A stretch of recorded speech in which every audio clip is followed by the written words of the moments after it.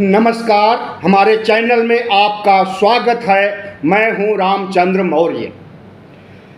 साथियों, chief justice of India DY Chandrachud ने एक ऐसा बयान दिया है जिससे पूरे देश में, खास करके न्यायिक क्षेत्र में, अदालतों में और सियासत में भूकंप सा आ गया है। चंद्रचूड़ ने कहा है कि अयोध्या मामले में फैसले के दौरान उन्होंने ईश्वर से प्रेरणा लेकर के श्रद्धा और आस्था के आधार पर फैसला सुनाया है। उन्होंने कहा कि कई बार ऐसे मुकदमे आ जाते हैं जिनका कोई समाधान नहीं होता। ऐसा ही मुकदमा अयोध्या फैसले का था, जिस पर उन्होंने ईश्वर के सामने बैठ करके ईश्वर से चर्चा किया, ईश्वर से सलाह लिया, ईश्वर से प्रेरणा लिया और उसके बाद फैसला सुनाया। प्रधानमंत्री नरेंद्र मोदी अपने को बायोलॉजिकल कहते हैं और ईश्वर से सीधा कनेक्शन भी जोड़ते हैं और कहते हैं कि ईश्वर ने हमें भेजा है भारतवर्ष पर राज करने के लिए। नरेंद्र मोदी के रास्ते पर chief justice of India DY Chandrachud भी चलते हुए दिखाई दे रहे हैं। जब से इस देश में 22 जनवरी 2024 को राम मंदिर का निर्माण हुआ और प्राण प्रतिष्ठा की गई, उसके बाद आस्तिक यानी ईश्वर को मानने वाले लोगों ने जिस तरह की प्रतिक्रिया देना शुरू किया है और चीफ जस्टिस ऑफ इंडिया अगर संविधान को नज़रअंदाज करके ईश्वर के फैसले के आधार पर अपना फैसला सुना रहे हैं, तो वह संविधान की धज्जियां उड़ा रहे हैं। संविधान की शपथ लेकर CJI के कुर्सी पर बैठने वाले चंद्रचूड़ की विदाई होने में सिर्फ 20 दिन बाकी रह गए हैं। 10 नवंबर को उनकी विदाई हो जाएगी, लेकिन विदाई के पहले जिस तरह के विवादित बयान दे रहे हैं, आज हम उन्हीं पहलुओं पर चर्चा करेंगे और यह बताना चाहेंगे कि उनका बयान इस देश के लिए और संविधान लोकतंत्र के लिए कितना खतरनाक है। अगर आप पहली बार हमारे चैनल को देख रहे हैं तो आपसे अनुरोध है कि इसे सब्सक्राइब कर लीजिए और वीडियो अच्छा लगे तो इसे शेयर कीजिए और तमाम व्हाट्सएप ग्रुप पर, फेसबुक पर, इंस्टाग्राम पर भेज करके लोगों को CJI के सोच के बारे में बताइए और यह भी बताइए कि संविधान की धज्जियां किस तरह से उड़ाई जा रही है नरेंद्र मोदी के राज में। आपने देखा होगा कि गणेश पूजा के दौरान प्रधानमंत्री नरेंद्र मोदी के साथ DY चंद्रचूड़ ने किस तरह से गणेश और देवी की पूजा अर्चना की। देवी में दुर्गा भी हैं और तमाम देवियां हैं, सब एक साथ ही थी। उनकी आरती उतार रहे हैं, उनकी पूजा कर रहे हैं और प्रधानमंत्री नरेंद्र मोदी उनका साथ दे रहे हैं। वह भी हाथ जोड़े खड़े हैं। CJI की पत्नी भी साथ में थी। उस समय तहलका मच गया था पूरे देश में कि जो आज तक नहीं हुआ। किसी प्रधानमंत्री ने चीफ जस्टिस के घर जा कर के इस तरह से पूजा और आरती में हिस्सा नहीं लिया, तो आज क्यों हो रहा है। लेकिन आज जो मुद्दा उठा है यह उससे भी ज़्यादा गमगीन और गंभीर मुद्दा है। यह सीधे संविधान से जुड़ा है और लोकतंत्र से जुड़ा है कि जब चीफ जस्टिस ऑफ इंडिया खुद संविधान की धज्जियां उड़ा रहे हैं तो बाकी जज, हाई कोर्ट के जज, लोअर कोर्ट के जज, लोकसभा के सदस्य, राज्यसभा, विधानसभा के सदस्य संविधान की धज्जियां क्यों नहीं उड़ाएंगे और उड़ा भी रहे हैं। पुणे स्थित अपने पैतृक गांव गए हुए थे Kanesar chief justice of India DY Chandrachud. तो अपने गांव में उन्होंने एक कार्यक्रम के दौरान यह बात कही कि अयोध्या फैसला आया, हमारे पास 3 महीने का वक्त था, हम कोई निर्णय नहीं ले पा रहे थे। और कई बार होता है कि जब केस आता है तो उसका समाधान नहीं मिलता है। अगर आप आस्था रखते हैं, ईश्वर को मानते हैं, ईश्वर से सवाल पूछते हैं, ईश्वर से सलाह लेते हैं, तब आपको ईश्वर कोई ना कोई रास्ता निकाल देता है। अयोध्या मामले में भी ऐसा ही हुआ। यानी अयोध्या मामले में फैसला रंजन गोगोई का नहीं था, DY चंद्रचूड़ और अन्य 3 जजों का नहीं था, वह ईश्वर का फैसला था, या यूं कहें जय श्री राम का फैसला था। हम कह रहे हैं कि भारत धर्मनिरपेक्ष राष्ट्र है, संविधान भी धर्मनिरपेक्षता के रास्ते पर चलता है। पहली बात तो आपको किसी धार्मिक भगवान से, ईश्वर से प्रेरणा लेनी ही नहीं चाहिए, सलाह लेना ही नहीं चाहिए। और अगर आप ईश्वर से प्रेरणा ले रहे हैं, सलाह मांग रहे हैं, ईश्वर से कनेक्शन अपना जोड़ रहे हैं, तो आपको इस्लाम धर्म के मोहम्मद साहब से भी कनेक्शन जोड़ना चाहिए। धर्मनिरपेक्ष राष्ट्र का तकाजा है। तथागत बुद्ध से भी कनेक्शन जोड़ना चाहिए और उनसे भी प्रेरणा लेनी चाहिए, सलाह लेनी चाहिए। इसी तरह से ईसाई धर्म और तमाम धर्म जो कि भारत में हैं, उनके मसीहाओं से आपको कनेक्शन जोड़ना चाहिए।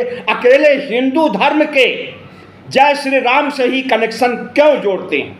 और दूसरी बात, सारे जज आस्तिक नहीं होते हैं, तो क्या जो जज नास्तिक होते हैं वह किसी ईश्वर से प्रेरणा लेकर के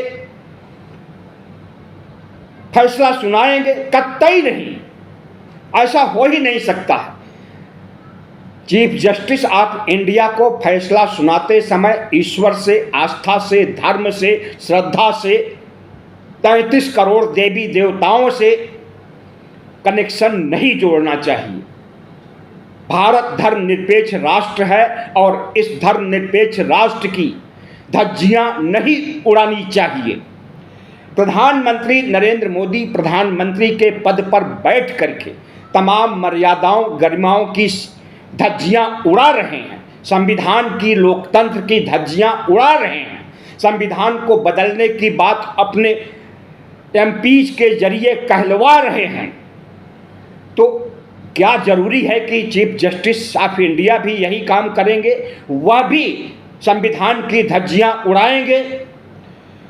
हम कहते हैं कि प्रधानमंत्री नरेंद्र मोदी के रास्ते पर चलने की क्या जरूरत है चीफ जस्टिस को? हिंदू आस्था जितना जरूरी है उतना ही जरूरी मुस्लिम आस्था भी है। फैसला सुनाते समय हिंदू आस्था का तो ध्यान रखा गया, लेकिन मुस्लिम आस्था का ध्यान क्यों नहीं रखा गया? हम यह सवाल करते हैं चीफ जस्टिस से। चीफ जस्टिस चंद्रचूड़ ने जो बयान दिया है, इस बयान के आधार पर देश को क्या संदेश देना चाहते हैं? क्या वह हिंदुओं का ध्रुवीकरण कर रहे हैं? क्या वह प्रधानमंत्री नरेंद्र मोदी के इशारे पर हिंदू मुस्लिम में दरार उत्पन्न कर रहे हैं? क्या चंद्रचूड़ राज्यपाल बनना चाहते हैं रिटायरमेंट के बाद, 10 नवंबर के बाद, या किसी ऑटोनॉमस बॉडी का प्रमुख बनना चाहते हैं, या उपराष्ट्रपति बनना चाहते हैं, या किसी अन्य संवैधानिक पद पर बैठना चाहते हैं, या सीधे चुनाव लड़ करके मेंबर ऑफ पार्लियामेंट और मंत्री बनना चाहते हैं? हमें लगता है कि उसी की पृष्ठभूमि रख रहे हैं और इस तरह की कम्युनल बातें कह करके प्रधानमंत्री नरेंद्र मोदी शाह और RSS को खुश कर रहे हैं, ताकि रिटायरमेंट के बाद तुरंत उनकी ताजपोशी राज्यपाल पद या राज्यसभा के सदस्य के रूप में हो जाए, या फिर चुनाव लड़ करके सांसद मंत्री बनने का उन्हें अवसर मिल जाए। अयोध्या मामले पर जो फैसला आया था उसमें रंजन गोगोई बेंच के अध्यक्ष थी। उनकी निगरानी में, उनकी देखरेख में फैसला सुनाया गया था और वही रंजन गोगोई और यही चीफ जस्टिस 2018 में, 2016 में जब सड़क पर आकर के कहते हैं कि भारत का लोकतंत्र खतरे में है, संविधान खतरे में है, तो उस समय क्या प्रधानमंत्री नरेंद्र मोदी की सरकार को घेरने के लिए ऐसा कह रहे थे? हमें लगता है कि अब उन दिनों को भूल जाना चाहिए, बल्कि जो अभी ज्वलंत मुद्दे हैं उस पर ध्यान केंद्रित करना चाहिए। तो अयोध्या फैसले पर सभी जजों के हस्ताक्षर क्यों नहीं थे? सभी क्या, एक भी जज के हस्ताक्षर नहीं थे। इसका मतलब वह फैसला गलत था, इसीलिए उस पर हस्ताक्षर नहीं थे। और गलत क्यों था? क्योंकि वह आस्था के आधार पर, श्रद्धा के आधार पर फैसला सुनाया गया था, जिसे आज कबूल कर रहे हैं खुद DY चंद्रचूड़। रंजन गोगोई को भी खुल करके सामने आ जाना चाहिए, जो राज्यसभा सांसद का पद ग्रहण किए हैं रिटायरमेंट के बाद। और भी कई जज, जितने भी जज अयोध्या मामले की सुनवाई कर रहे थे, सबको लाभ के पद पर बैठाया गया है, सबको रेवड़ियां बांटी गई हैं और उन्हीं रेवड़ियों के लिए आस्था और श्रद्धा के आधार पर फैसला सुनाया गया। लेकिन इन तमाम न्यायाधीशों के अंदर का अंतरात्मा ने शायद गवाही नहीं दिया, इसलिए उस पर हस्ताक्षर नहीं किया गया। हम सवाल उठाते हैं कि आज DY चंद्रचूड़ ने साबित कर दिया कि जो फैसला था वह आस्था और श्रद्धा के आधार पर था। मुस्लिम समाज के लिए मंदिर बनाने के लिए जगह तो दी गई, लेकिन अयोध्या से कई किलोमीटर दूर दी गई और उसके लिए कोई ट्रस्ट भी नहीं बनाया गया सरकार की ओर से कि वह मस्जिद को बनाए। बाबरी मस्जिद का पुनर्निर्माण 20 किलोमीटर दूर ही सही करे, लेकिन उसके लिए नहीं किया गया। लेकिन राम मंदिर के लिए बड़ी मुस्तैदी से सुप्रीम कोर्ट ने आदेश दिया मोदी सरकार को कि एक ट्रस्ट बनाया जाए और वही ट्रस्ट राम मंदिर का निर्माण करेगा।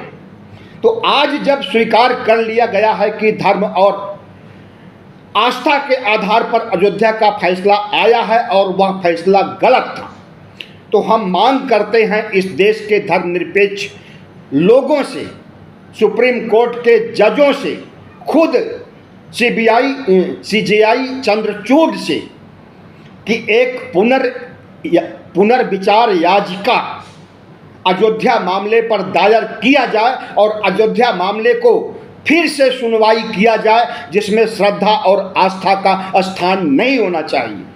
संविधान के आधार पर, संविधान के प्रावधानों के आधार पर फैसला होना चाहिए, क्योंकि वह फैसला ही गलत था जिसे चंद्रचूड़ ने किसी न किसी रूप में स्वीकार कर लिया है। क्या पुनर्विचार याचिका दायर की जाएगी? हमें लगता है कि मोदी राज में तो ऐसा संभव नहीं है और वर्तमान चीफ जस्टिस के रहते हुए भी ऐसा संभव नहीं है। और 10 नवंबर से जो नए चीफ जस्टिस आ रहे हैं, संजीव खन्ना, सिर्फ 6 महीने का उनका कार्यकाल है। 14 मई 2025 को वह रिटायर्ड हो जाएंगे। तो इतने कम समय में अगर वो चाहेंगे भी कि पुनर्विचार याचिका पर विचार किया जाए और अयोध्या मामले की सुनवाई फिर से किया जाए, तो संभव नहीं है। लेकिन हम देखते हैं कि किसी न किसी रूप में इस देश के जज भी प्रभावित होते हैं। सुप्रीम कोर्ट, हाई कोर्ट और तमाम लोअर कोर्ट के जज RSS के प्रचारक भी होते हैं। RSS एक ऐसी संस्था है जो कि न्यायपालिका पर नियंत्रण करती है। और देखा होगा आपने पिछले कई महीनों में कि कई जज रिटायर्ड हुए हाई कोर्ट से, सुप्रीम कोर्ट से, और वह संघ की शरण में पहुंच गए, संघ में शामिल हो गए और चुनाव भी लड़े, जीते भी, तो क्या आरएसएस के हाथों की कठपुतली हो गया है सुप्रीम कोर्ट? और सुप्रीम कोर्ट में ऐसे लोग बैठे हैं जो श्रद्धा और आस्था और जय श्री राम में भक्ति होने के आधार पर फैसले सुनाते हैं। खुद चीफ जस्टिस जब स्वीकार कर रहे हैं कि उन्हें ईश्वर ने रास्ता दिखाया अयोध्या फैसला को सुनाने के लिए, तो अब इसमें मानने में कोई बुराई नहीं है कि जिस तरह से अयोध्या का फैसला सुनाया गया, इसी तरह से अन्य फैसले भी सुनाए गए होंगे या सुनाए जाते हैं या सुनाए जाएंगे। एक बहुत बड़ा गंभीर प्रश्न छोड़ करके जा रहे हैं DY चंद्रचूड़, जिसकी जद में हमें लगता है कि भविष्य आएगा और हम ही नहीं, हमारे जैसे तमाम स्वतंत्र विचारक, पत्रकार, लेखक, बुद्धिजीवी समाज के लोग सवाल उठाएंगे कि भारत में न्याय हो रहा है या अन्याय हो रहा है। आपको बता दें कि न्याय के देवी की एक प्रतिमा, जिसकी प्रेरणा ग्रीक से ली गई थी, यूनान की देवी, वहाँ पर यह शुरुआत की गई थी कि आंखों में काली पट्टी और सामने तराजू, तराजू का बैलेंस बराबर। हमारे यहाँ का भी एक प्रतीक था यह न्याय के मामले में, और हर न्यायालय में वह प्रतिमा आपको देखने को मिलती रही होगी, लेकिन उसे चंद्रचूड़ ने हटा दिया।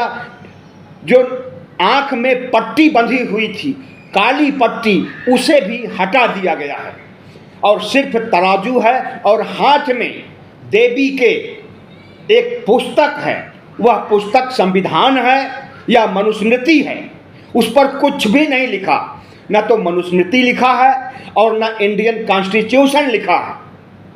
और देवी की आंखें खुली हैं, बंद नहीं है। यानी अब देवी देख करके फैसला करेंगी कि अडानी अंबानी का मामला है तो इनको जिताना जरूरी है, क्योंकि सत्ता उनके साथ खड़ी है। तो चंद्रचूड़ के जो फैसले इधर आए हैं, उसकी रोशनी में अगर देखा जाए तो चंडीगढ़ मॉडल, जो कि लूट था वोटों का, चुनाव आयोग का बहुत बड़ा घपला था, और वह घपला कैमरे के सामने पकड़ा गया था कि किस तरह से अनिल मसीह लोकतंत्र और संविधान की धज्जियां उड़ा रहा है और बड़ी धांधली कर रहा है। इस पर सुप्रीम कोर्ट का फैसला आया और फैसले वहाँ पर मेयर बना दिया गया आम आदमी पार्टी के प्रत्याशी को। लेकिन अनिल मसीह को दंडित नहीं किया गया, जिसने इतना बड़ा अपराध किया संविधान के खिलाफ, उसे दंडित नहीं किया गया। इलेक्टोरल बॉन्ड का मामला अस्तित्व में आया, उस पर फैसला सुनाया गया और इलेक्टोरल बॉन्ड का जो सिस्टम था उसे ख़त्म कर दिया, उसकी कानूनी वैधता को ख़त्म कर दिया। लेकिन उस इलेक्टोरल बॉन्ड के तहत जितनी धोखेबाजी और घपला भारतीय जनता पार्टी ने किया था, क्या उस पर मुकदमा चलाया गया या कभी चलाया जाएगा? हमें तो ऐसा नहीं लगता कि चलाया जाएगा। कहीं न कहीं सरकार के साथ अदालतें खड़ी हुई दिखाई दे रही हैं, और जब धर्म के आधार पर, आस्था के आधार पर फैसले कर रही हैं और उसी धर्म को बढ़ावा नरेंद्र मोदी दे रहे हैं, मंदिर का शिलान्यास भी कर रहे हैं, मंदिर का उद्घाटन भी कर रहे हैं, और देश भर की तमाम मंदिरों में माथे में चंदन पीतांबर पहन करके, नरेंद्र मोदी माला को पहन करके जब भ्रमण करते हैं, देखते हैं, तो लगता है कि संविधान की धज्जियां उड़ा रहे हैं। अगर उन्हें मंदिर में जाना है तो उन्हें मस्जिद में, चर्च में, बौद्ध विहारों में भी जाना चाहिए, और नहीं जाते हैं तो यह संविधान की धज्जियां उड़ाने का काम कर रहे हैं। तो सिर्फ प्रधानमंत्री ही नहीं, चीफ जस्टिस ऑफ इंडिया, यानी पूरे तंत्र में जहर भर गया है, कुएं में ही भांग पड़ गई है। तो कैसे चलेगा हमारा देश, कैसे बचेगा लोकतंत्र, कैसे बचेगा संविधान? संविधान को एकाएक नहीं हटा सके, संविधान को एकाएक हटा करके मनुस्मृति नहीं लागू कर चुके, क्योंकि इस देश के ओबीसी एससी एसटी खड़े हो गए कि संविधान हटाओगे तो हम कुर्सी से हटा देंगे। लेकिन संविधान को तिल तिल करके मारने का काम किया जा रहा है, संविधान को जर्जर और खोखला करने का काम किया जा रहा है। और यह काम अगर कोई प्रधानमंत्री करे, मंत्रिमंडल करे और चीफ जस्टिस ऑफ इंडिया करे तो क्या कहा जाएगा कि ये लोग देश को बर्बाद कर रहे हैं या देश को विकसित भारत बनाने की ओर ले जा रहे हैं। हमें लगता है कि प्रधानमंत्री Narendra Modi, chief justice of India को इस देश से माफी मांगनी चाहिए अपने कुकर्मों के लिए। थोड़े दिनों पहले चीफ जस्टिस नेपाल पहुंचते हैं, जिग्मे सिग्मे वांगचुक लॉ कॉलेज में दीक्षांत समारोह में भाषण देते हैं और कहते हैं कि इतिहास हमें किस रूप में याद करेगा, हमें कुछ भी पता नहीं है। उन्हें लग रहा था उस समय शायद कि उनका खुलासा हो जाएगा कि संविधान के आधार पर नहीं, धर्म और आस्था के आधार पर, ईश्वर से कनेक्शन के आधार पर वह फैसला सुनाते हैं। और जब इसका खुलासा हो जाएगा तब इतिहास उन्हें नायक के रूप में नहीं, खलनायक के रूप में याद करेगा, मीर जाफर के रूप में, जयचंद के रूप में याद करेगा। और उसी गुत्थी को सुलझाने की नीयत से उन्होंने अपनी बात को मान लिया कि मैंने अयोध्या का फैसला सुनाया तो वह धर्म और आस्था के आधार पर ईश्वर से कनेक्शन था और ईश्वर ने जो सलाह दिया उसके आधार पर मैंने फैसला सुनाया है। तो हम समझते हैं कि आज देश में कोहराम मचा हुआ है कि हमारी न्यायपालिका को, हमारी मीडिया को, आपको मीडिया यह बात नहीं बताएगी और बताएगी तो जस्टिस चंद्रचूड़ के पक्ष में बताएगी, निगेटिव पहलुओं को आपको मीडिया नहीं बताएगी। संविधान की हत्या किस तरह से हो रही है इसके बारे में मीडिया नहीं बताएगी। तो मीडिया तो बिक चुका है और सुप्रीम कोर्ट से लेकर समस्त लोअर कोर्ट, हाई कोर्ट श्रद्धा और आस्था के आधार पर फैसले सुना रहे हैं। और लोकसभा, राज्यसभा में जिस तरह से गुंडागर्दी होती है और एक साथ 140 सांसदों को निकाल दिया जाता है संसद से, संसद सदस्यता रद्द कर दी जाती है, तो लोकतंत्र के चारों स्तंभ आज खतरे में हैं। पहला स्तंभ है व्यवस्थापिका कार्य, उसके बाद है व्यवस्थापिका में संसद आता है, राज्यसभा, लोकसभा आता है, जिसमें आप देख रहे हैं कि काले कानून किस तरह से चोरी चोरी पास करा लिए जाते हैं और किस तरह से किसानों का हक और अधिकार छीन करके अडानी अंबानी को देने का काम किया गया था। किसानों ने संघर्ष किया, 1 साल तक उसे वापस कराया काले कानूनों को। और किस तरह से गुंडागर्दी होती है लोकसभा, राज्यसभा में और चुनाव के दौरान कैसे होता है। तो आज सवालों के घेरे में लोकतंत्र का पहला स्तंभ लोकसभा और राज्यसभा भी सवालों के घेरे में आ गया। दूसरा स्तंभ है कार्यपालिका, यानी प्रधानमंत्री और उनका मंत्रिमंडल। प्रधानमंत्री खुद किस तरह से धर्म से प्रभावित हैं और किस तरह से हिंदू मुस्लिम करते हैं। उनका मंत्रिमंडल सिर्फ एक कठपुतली है, सारे फैसले प्रधानमंत्री नरेंद्र मोदी के सचिव लिया करते हैं। और किस तरह से इनके मंत्रिमंडल के लोग हेट स्पीच देते हैं, राहुल गांधी को काट डालने, मार डालने, आंख निकालने की बातें करते हैं। तो कार्यपालिका पर भी संकट मोदी राज में, लोकतंत्र के दूसरे स्तंभ पर व्यवस्थापिका, कार्यपालिका और न्यायपालिका के बारे में तो मैंने लगभग आधे घंटे का प्रवचन सुनाया ही आपको कि किस तरह से न्यायपालिका धर्म और श्रद्धा और ईश्वर के आधार पर फैसले सुना रही है और चीफ जस्टिस इसे कबूल कर रहे हैं। मीडिया तो बिक ही चुका है, यानी पूरे लोकतंत्र के कुएं में भांग पड़ गई है, जहर घोल दिया गया है। अब लोकतंत्र बचेगा या नहीं बचेगा, संविधान बचेगा या नहीं बचेगा, हमें लगता है कि अब वह समय आ गया है जब लोकतंत्र और संविधान को बचाने के लिए इस देश के 140 करोड़ लोगों को सोचना पड़ेगा, 98 करोड़ मतदाताओं को भी सोचना पड़ेगा और एक बड़ा जन आंदोलन खड़ा करके सत्ता को झुकाना पड़ेगा, न्यायपालिका को झुकाना पड़ेगा। एक रक्त विहीन क्रांति करनी पड़ेगी, तभी संविधान बचेगा, तभी लोकतंत्र बचेगा। बहुत बहुत धन्यवाद। हमारे चैनल को सब्सक्राइब कीजिएगा, लाइक कीजिएगा और शेयर कीजिएगा।